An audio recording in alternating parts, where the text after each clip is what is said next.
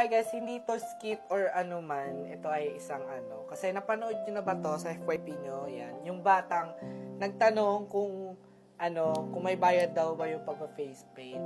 Sobrang na-touch ako doon kasi nga dati naranasan ko yun. Yung parang nagki-birthday lang kami. Tapos may libreng face paint yung magbe-birthday. Hindi nagkikipag-face paint din kami. Kaya naman nag-comment ako at hinanap ko yung batang yun. And bibigyan natin siya ng toys and school supplies. Kasi malapit na ang pasukan. And favorite niya ang Spider-Man. Ayun, nahanap ko yung Facebook ng nanay niya. Nakachat ko na din siya. And then ang balak ko is puntahan na lang siya kaysa i-deliver na lang. Since taga Pampanga din siya, taga Pampanga din ako. Ibigay ko na ng personal. Ay, heal din yung inner child ko.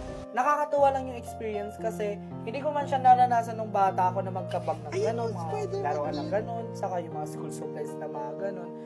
Hindi ko man siya na-try, at least nagawa kong ipatry sa iba and nakapag-share ng blessing din, of course.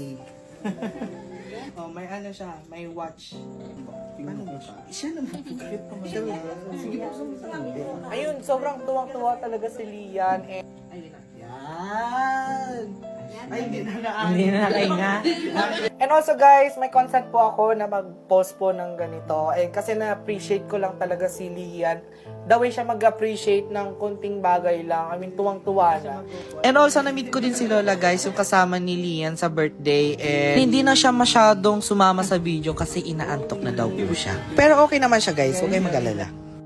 So, Lian, sana natuwa ka sa mga regalo ko and mag-aaral ka ng mabuti and makinig palagi sa iyong magulang.